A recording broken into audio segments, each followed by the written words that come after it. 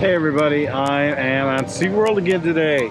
If you watch this channel for any amount of time or you've seen any of my past videos, then you know that I mentioned more than one time how much I appreciate and like the SeaWorld park, along with its sister park, Busch Gardens down in Tampa. Both of them I think are extremely well run. They're great themed, they're clean, world-class rides, live music, food festivals, the list goes on and on. But one of the things that we haven't done, and I've showcased all the rides here, but I've never actually done a countdown. Today, we're going to do SeaWorld's coasters countdown. There's 3 huge coasters in SeaWorld, and we're going to count them down today. We're going to determine which one is my favorite, and then open up the discussion down in the comments on which one is your favorite, or if you haven't been here, which one did you think would be your favorite? So come along with us. Ladies and gentlemen, boys and girls, welcome to the greatest show on earth.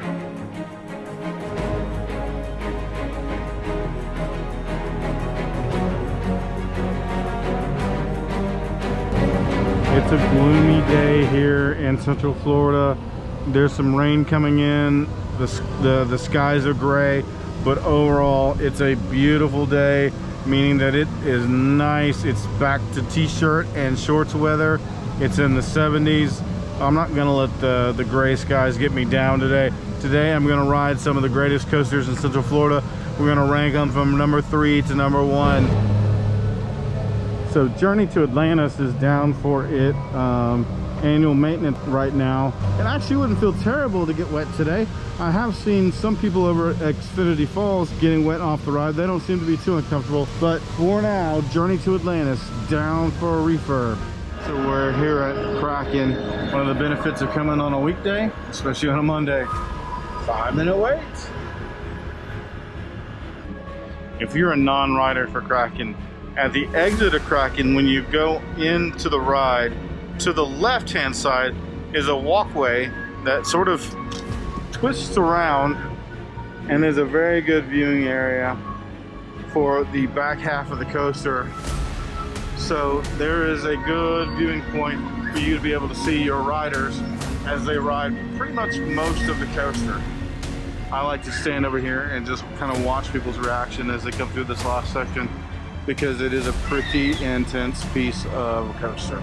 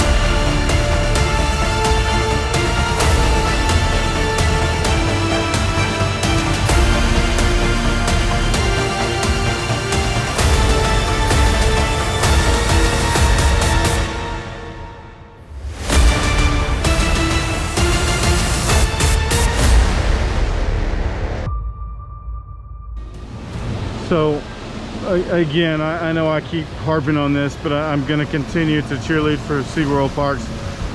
It's one of those places where you can have multiple different kinds of days here, and that's the beautiful thing about being a Central Florida resident, is that some days I want to come over here and I just want to ride roller coasters, and we have world-class roller coasters, so we can do that.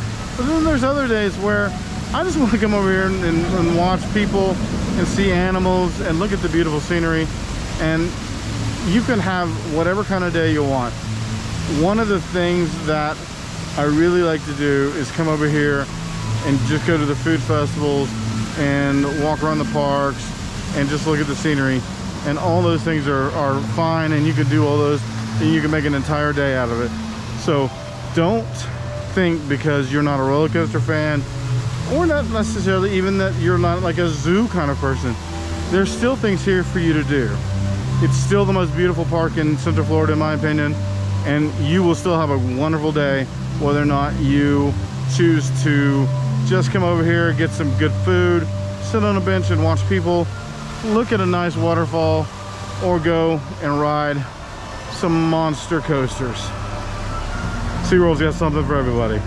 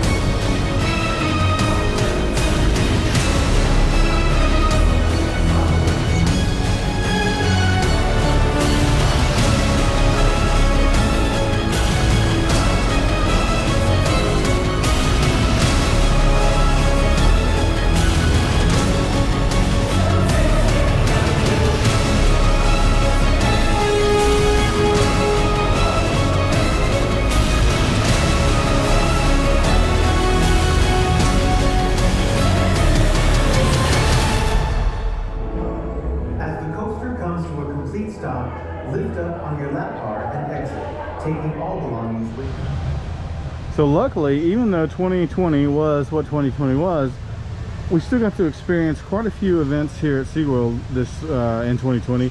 Looks like this year in 2021 we have 6 events to look forward to. Right now, February 5th through May 9th, it's currently going on, 7 Seas Food Festival with different foods from different countries. One of the events that last year we really liked, or I really liked especially, was the Electric Ocean Remix. Select nights May through September, which is, it's a great event, high energy, fireworks. And then starting weekends, August through September, is the Craft Beer Festival. There was some really good food last year. We're looking forward to that one especially. And then of course you can't forget SeaWorld's Halloween Spooktacular, September through October, Christmas celebration November through December, and once again New Year's Eve celebration December 31st. We were here for that. I'll put a link to all of our SeaWorld videos right here so you can go through and look, and invite you to join us on our journey as we go through them again in 2021.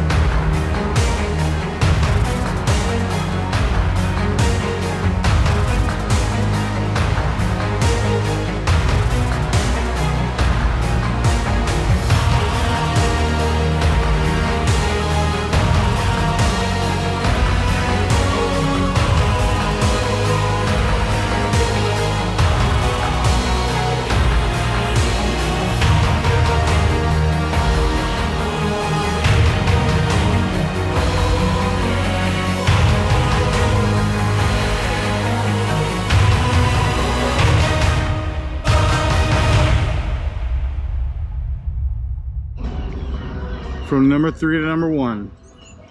Number 3 favorite coaster at SeaWorld.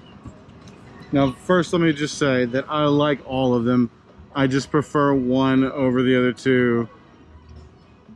There's a hands down winner going into this. I knew it going in, but I thought, you know, I'm gonna go in with an open mind. I'm gonna pretend like I've not ridden any of them, and I'm gonna judge them based on solely on 3 criteria. 1, how smooth the ride is. 2, does it make me queasy? And then number 3, we'll call it just general coaster theming. Is it kept up? Does it have some theming? So for me, number 3 is Kraken. Kraken's a great coaster. It's an older coaster. There's not much theming to the coaster. It does have the most inversions, if that's kind of what your thing is. If you like going upside down, I believe it's got 7 inversions.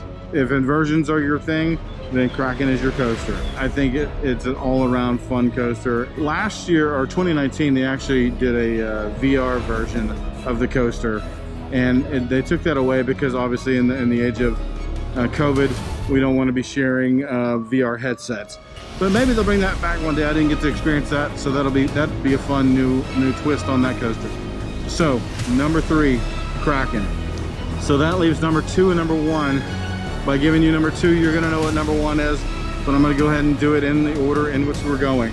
Number 2 for me is Banta. Manta is such a cool coaster. It's a lay down coaster. It has almost any element you could think of. You pull super amounts of G in that first big loop. However, for me personally, it just makes me queasy every time. I rode it twice today to sort of get filmed from 2 different ways, and it took me an hour to recover afterwards. A great coaster. I think maybe if I didn't have the queasy factor for me, it might be a little. No, you know, there's still no contest. I was about to say it might be a contest, but it's really not. My number 1 coaster by far is Mako.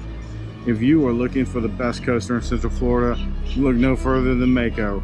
Mako has tons of airtime. It's smooth, it's well themed, it's exhilarating, it's fast. It is everything that I want in a coaster. I put Mako above every other coaster in Central Florida, including the ones down in Tampa, and there's some great ones down there. Number 1 in Florida, Mako. So there you go. Number 3, Kraken. Number 2, Manta. Number 1, by a mile, Mako. I think Jen would probably agree with me on my choices, but we'll check with her. We'll see if hers are any different. So guys, thank you for coming along today. Thank you, as always, for joining me on these silly little adventures around Central Florida, where I get to live out this dream life that I always wanted, and I finally took the chance, moved here, and now I get to live it out and share it with you guys on YouTube. Thanks for coming along again today. If never lost, then never found. So go get lost.